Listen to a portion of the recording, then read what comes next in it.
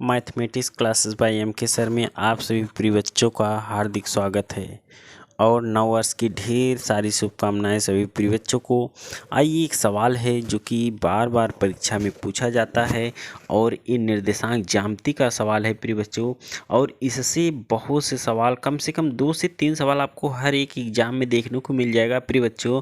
और ये सवाल मोस्ट इम्पॉर्टेंट है, आप इस सवाल को ज़रूर देखिए प्रिय बच्चों, ठीक है। और बहुत आसान तरीके से बताएंगे, आपको एक ही बार में समझ में आ जाएगा प्रिय बच्चों, ठीक है। पहले ध्यान से देखिए, सवाल लिखा है 2 बिंदु 2,3 और 4,1 के बीच की दूरी ज्ञात कर। 2 बिंदु दिया है और कह रहा है इसके बीच की दूरी ज्ञात करो। हमने नीचे देखिए पहले से लिख के रखा है कि 2 बिंदु के बीच की दूरी का सूत्र क्या होता है प्रिय बच्चों।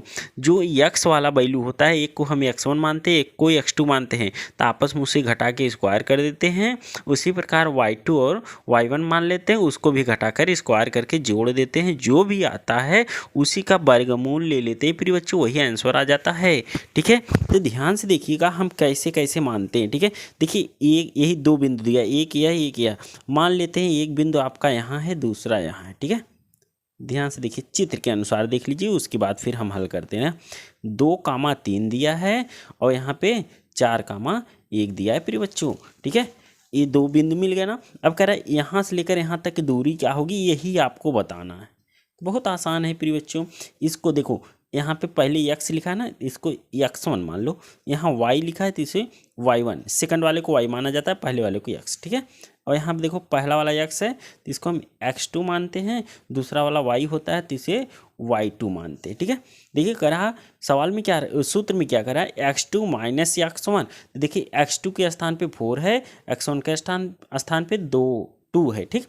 तो 4 - 2 कर देंगे, क्या होगा 4 - 2 का स्क्वायर प्लस। अब देखिए y2 माइनस y1, तो y2 का वैल्यू 1 है, y1 की वैल्यू 3 है।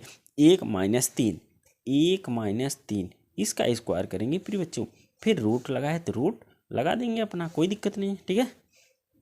देखिए अब 4 में से जब 2 निकलेगा 2 ही बचेगा, तो 2 का वर्ग हो जाएगा प्रिय बच्चों, ठीक। अब यहाँ देखो -3 में से 1 निकलेगा, वही उल्टा घटाना है प्रिय बच्चों, ठीक है। 3 में से जब 1 निकलेगा तो बचेगा 2 और ज़्यादा वाला चिन्ह लगाओ। तो देखो 3 के पास बड़ी संख्या है, 3 बड़ी संख्या है ना, माइनस वाला चिन्ह, तो -2 इसका वर्ग, ठीक है। अब वर्ग कर दो, 2 दूनी 4 प्लस 2 दूनी 4, ठीक है। एक बात और ध्यान से सुनिए प्रिय बच्चों, किसी किसी बच्चों को लग रहा होगा यहाँ माइनस कहाँ गायब हो गया। चाहे माइनस में संख्या हो चाहे प्लस में हो, अगर उसका वर्ग करते हैं तो हमेशा प्लस में आता है, माइनस हट जाता है, ठीक है प्रिय बच्चों। आइए देखते हैं, 4 4 क्या होता है 8, ठीक। एक कैडी में 8 आप यहाँ भी छोड़ सकते हैं, ये भी आंसर है। अगर आप यहाँ नहीं छोड़ते हैं तो एक चीज़ और कर सकते हैं, इसका आप कर देंगे प्राइम फैक्टर, जिसे कहते हैं गुणनखंड। अभाज्य गुणनखंड करना है।